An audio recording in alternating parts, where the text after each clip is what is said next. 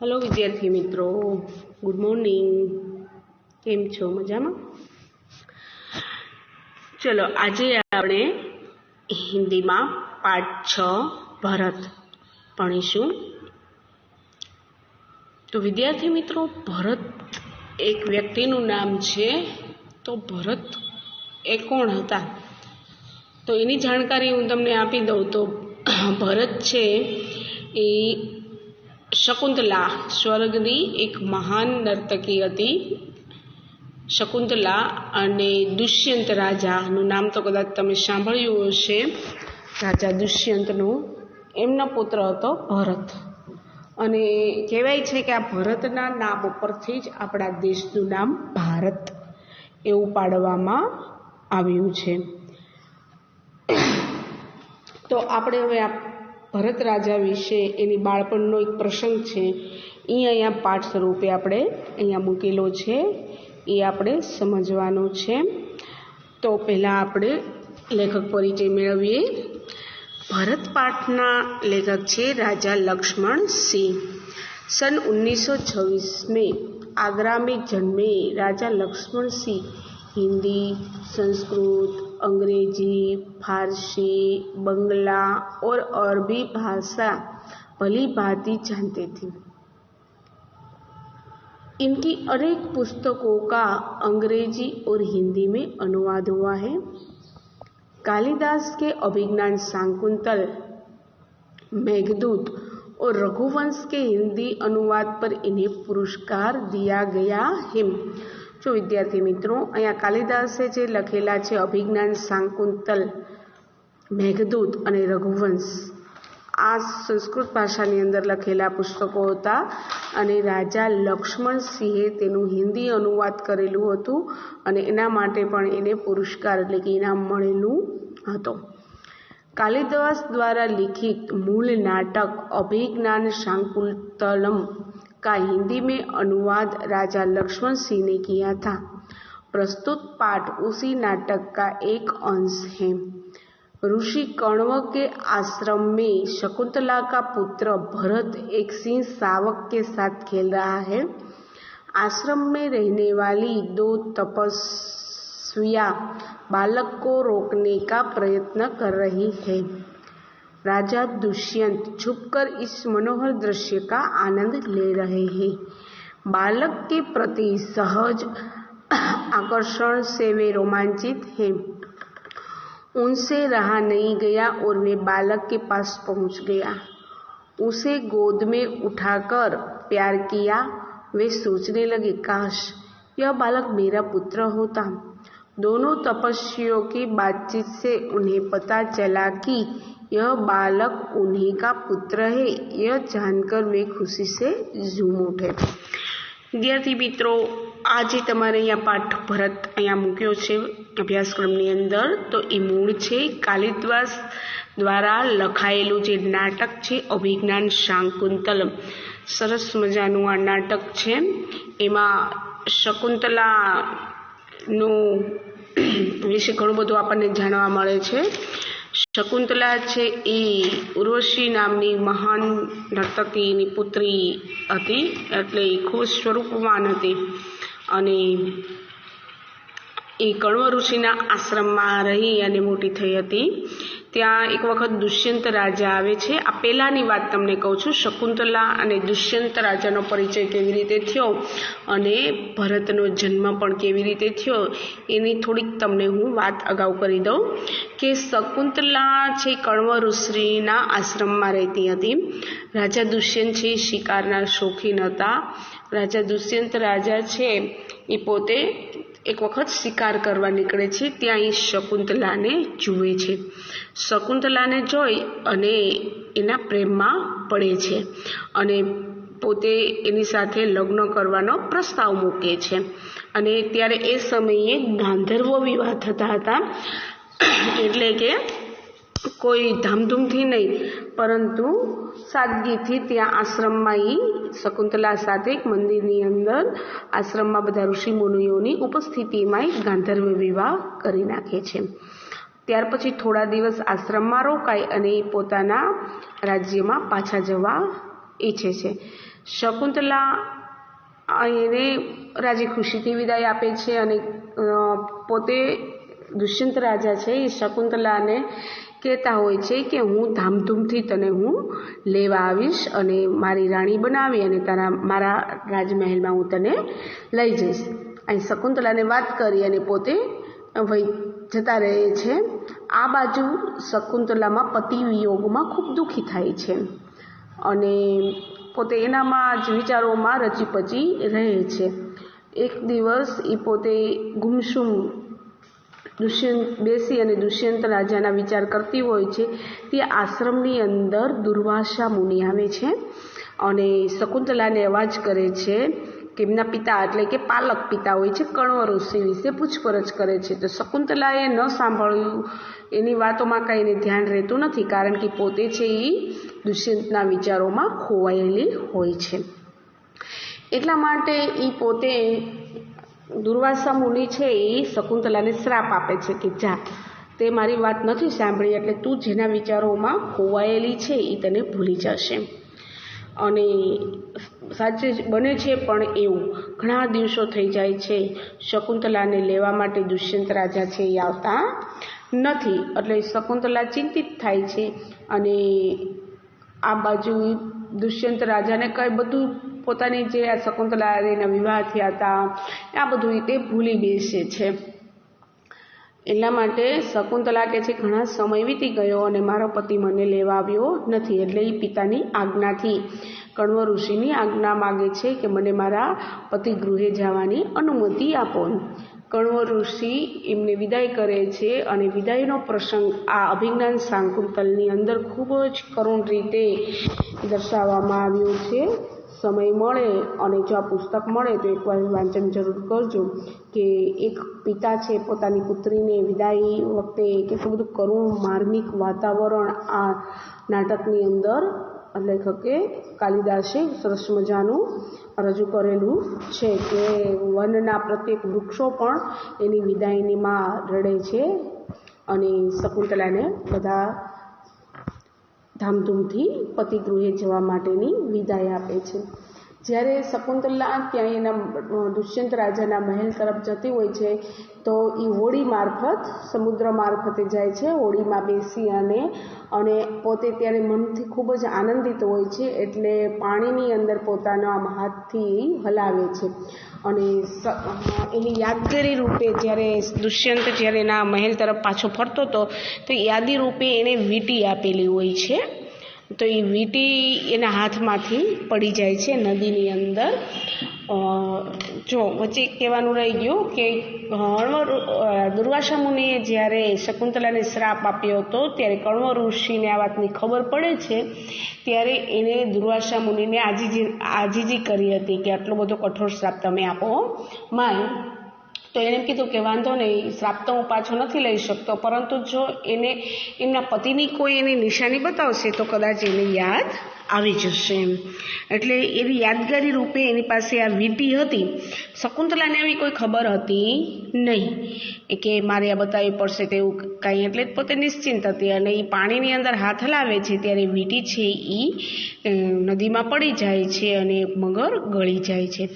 શકુંતલા જ્યારે એના પતિના ગૃહે રાજમહેલમાં પહોંચે છે ત્યારે દુષ્યંત છે એને ઓળખતો નથી, એને ઓળખવાનો ઇનકાર કરી દે છે કે હું તને ઓળખતો નથી. દુઃખી હૃદયે શકુંતલા છે એ પાછી આશ્રમમાં આવે છે અને આશ્રમમાં આવી અને એક બાળકને જન્મ આપે છે. તો એ છે આ ભરત. બરાબર. હવે અહીંયા ભરત પણ શકુંતલાની જેમ જ અહીંયા આવી અને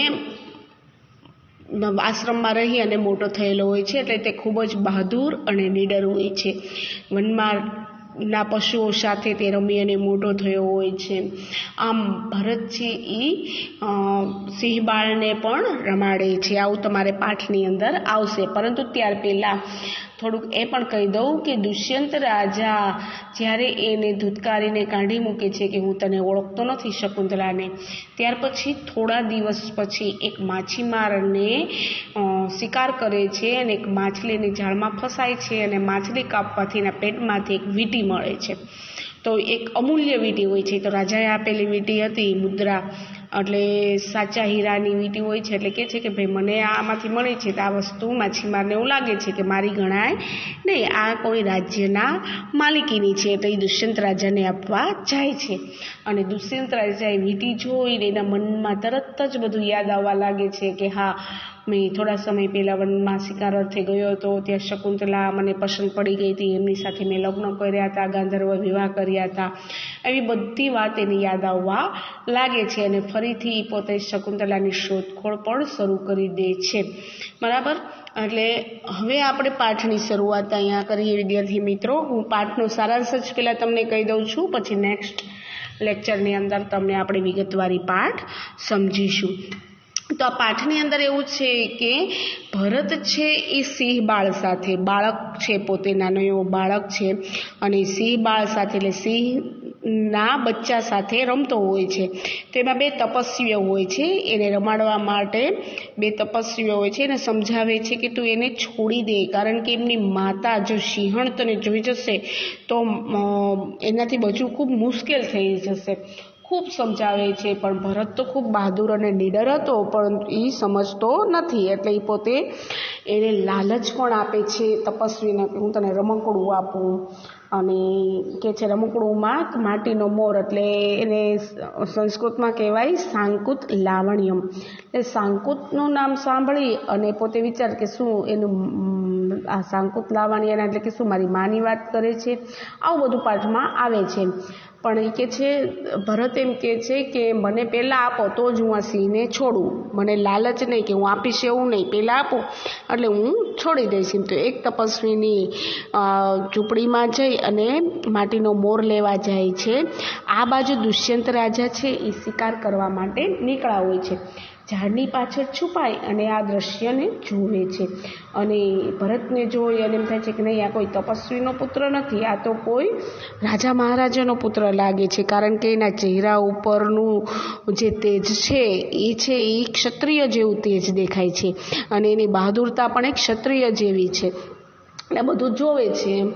અને અચાનક એક દાસીનું ધ્યાન છે એ દુષ્યંત રાજા તરફ જાય છે, અને એને વિનંતી કરે છે કે રાજાને વિનંતી કરે છે કે તમે આને સમજાવો ભરતને કે જેથી કરીને એ મૂકી દે, સિંહ બાળને છોડી દે. દુષ્યંત રાજા છે થોડીક વખત હજી કહે છે કે ભાઈ બાળકને કે આ યોગ્ય વાત ન કહેવાય એમ, કે કોઈ પશુઓને આપણે હેરાન કરાય નહીં. સામાન્ય રીતે સમજાવે છે ને બાળક છે સમજી જાય છે. બંને ત્યાં બીજી તપસ્વીની આવે છે એમ, અને એ બે આ દ્રશ્ય જોવે છે ને કે વાહ, થોડીક અમે તો ક્યારના સમજાવીએ છીએ છતાંય કે આ બાળક છે સમજતો નથી, અને તમારા એક વખત માત્ર કહેવાથી પણ આટલું બધું સમજી ગયો એમ, તમારી આની અરે જરૂર કંઈક સંબંધો હશે એમ. અને વળી પાછું કે એનું મુખ પણ એકબીજાનો ચહેરો પણ મળતો હતો એમ. અને દુષ્યંત રાજાના પણ મનમાં એમ થાય છે કે જ્યારે ઓલું સાંકુત લાવણ્યમ એટલે કે મોર આપે છે દાસી, ત્યારે પોતાને ભરતને એવું થયું હોય ને કે શું મારી માતા શકુંતલા પ્રત્યે વાત કરે છે એમ. તો ત્યારે એને તરત જ મનની અંદર પ્રશ્ન થાય છે કે આ શું મારી જ શકુંતલા નહીં હોય ને એમ, કે જેની હું શોધ કરું છું એમ. એટલે વધારે ઘણી વખત એની સાથે વાતચીત કરે છે, એને ખોળામાં લે છે. તો દુષ્યંત રાજાને પણ પોતાના પુત્રને જાણે ખોળામાં લીધો હોય એટલી આનંદની અનુભૂતિ થાય છે. અને શકુંતલાના કાંડે છે એક રક્ષાસૂત્ર બાંધેલું હોય છે. તો એ રક્ષાસૂત્ર એવું હતું કે જો નીચે પડી જાય રમતા રમતા કે ગમે ત્યારે, તો એ એના માતા અથવા તો પિતાજી ઉચકી શકે, અન્ય કોઈ બીજું ઉચકે તો એને સાપ બની અને ડંખી લે. એટલે એ રક્ષાસૂત્ર નીચે પડી ગયું હોય ત્યારે દુષ્યંત છે એને ઉઠાવી અને પાછો આપે છે કે આ પડી ગયું એમ. અને એ જોઈ અને બંને દાસીઓને આશ્ચર્ય થાય છે કે આ તો એની મા બાપ સિવાય કોઈ ઉપાડી શકે નહીં, અને તો સ્વેચ્છા એમ શાંતિથી ઉપાડી લીધું એમ, તો જરૂર આ એનો પિતા હોવો જોઈએ. તો દુષ્યંત રાજા પૂછે છે કે કેવી રીતે કહી શકો? તો એને વાત કરે છે કે ભાઈ આ રક્ષાસૂત્ર એવું છે કે એના માતા કે પિતા જ ઉપાડી શકે, અને ત્રીજું કોઈ વ્યક્તિ ઉપાડે તો એને સાપ બની અને ડંખી જાય. આમ અને આ પરથી દુષ્યંત રાજાને પણ વિશ્વાસ બેસી જાય છે કે ભરત છે પોતાનો જ પુત્ર છે અને શકુંતલા જ એની માતા છે, કે જે એની પત્ની જે હતી કે એની હારે ગાંધર્વ વિવાહ કર્યા હતા એ જ છે. આમ બંને પિતા પુત્રનું મિલન થાય છે. આ પાઠનો અંત છે એ આવો છે. સરસ મજાનો પાઠ છે. સમય મળે તો પહેલાં એક વખત વાંચી જજો. અને આપણે હવે શબ્દસહ થોડુંક આ પાઠને આપણે સમજીએ. જો પાત્ર છે આમાં બાલક એટલે ભરત અને રાજા, તો રાજા કોણ હોય છે તો કે દુષ્યંત રાજા. તપસ્વીની પહેલી અને તપસ્વીની દૂસરી, એટલે બે તપસ્વીની હોય છે. આ એક નાટક છે. આપણે સ્કૂલ ચાલુ હોત તો નાટક આપણે આનું ભજવી શકત, પરંતુ ઠીક છે હવે આપણે સમજાવી દઉં. તો પહેલું દ્રશ્ય એનું છે. દ્રશ્ય એટલે કે નાટકના રંગમંચ ઉપર જે દ્રશ્ય દેખાતું હોય કેવી રીતે છે તો કે એક બાલક સિંહ के बच्चे को घसीटते हुए लाता है और दो तपस्वियां उसे रोकती हुई आती है. राजा दुष्यंत पेड़ की ओर से उन्हें देख रहे हैं. एक બાળક છે સિંહના બચ્ચાને ઘસીટતો એટલે ખેંચતો એમ ઢળતો જેને આપણે કહીએ ને એમ આવે છે, અને બે તપસ્વીઓ જે છે એ એને રોકે છે કે ભાઈ આવું ન કરાય એમ. અને રાજા દુષ્યંત છે પેડ કી ઓટ સે એટલે કે વૃક્ષની પાછળથી આ દ્રશ્યને જુએ છે. बालक कहता है अरे सिंह तू अपना मुंह खोल मैं तेरे दांत गिनूंगा, कि તું તારું મુખ એટલે કે મોઢું ખોલ, હું તારા દાંત ગણવા માંગુ છું. તો પહેલી તપસ્વીની ए हठीले बालक तू वन के इन पशुओं को क्यों सताता है? हम तो इन पशुओं को बाल बच्चों के समान रखते हैं. तेरा साहस बढ़ता ही जाता है. तेरा नाम ऋषियों ने सर्वदमन रखा है सो ठीक है. પહેલી તપસ્વીની હોય છે, બે તપસ્વીની સાથે આવી હોય છે વનની અંદર ફરવા માટે કે રમવા માટે, કે છે એ હઠીલ એટલે કે જિદ્દી બાળક તો આ વનના પશુઓને શા માટે હેરાન કરે છે?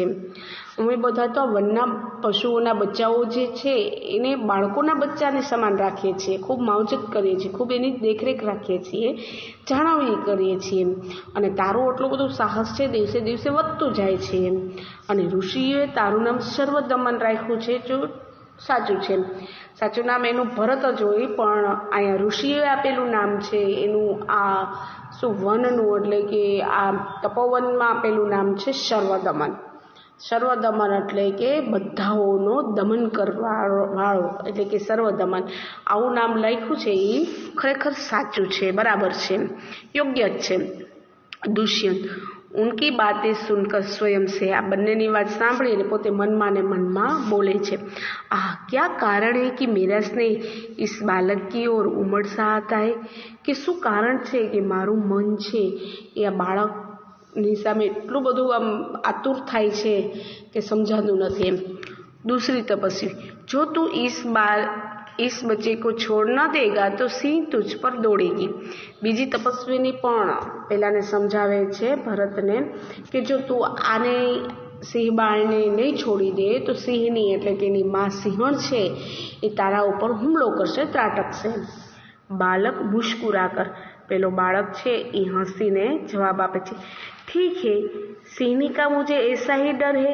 मुँह चिड़ाता है કે સારું મને કાંઈ સિંહણનો એટલો બધો બીક નથી લાગતી એમ કરીને એમાં મોટું બગાડે છે કે મને એવું કાંઈ એનો ડર થોડો છે સિંહણ જે કરે એમ, કારણ કે પોતે એક બહાદુર હતો, નીડર હતો, એટલે આવી બાબતોનો એને ડર લાગતો નહોતો.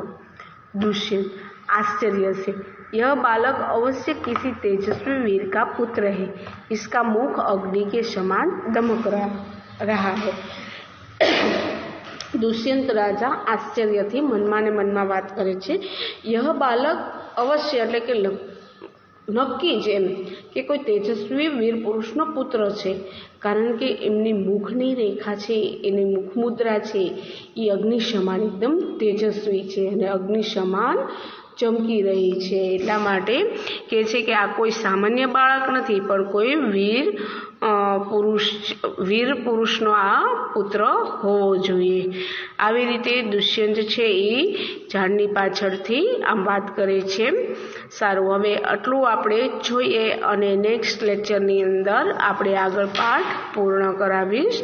ત્યાં સુધી વિદ્યાર્થી મિત્રો આ પાઠને તમે વાંચી લેજો સારી રીતે, જેથી કરીને સમજાઈ જાય એવો સારો એવો પાઠ છે અને વાંચવો પણ ગમશે અને ઘણું બધું જાણવાનું પણ મળશે. આ સિવાય તમારા વાલી પાસેથી તમે શકુંતલાની અને દુષ્યંતની વાતો પણ શક્ય હોય તો સાંભળજો. સારું, આવજો. નેક્સ્ટ લેક્ચરમાં મળીએ.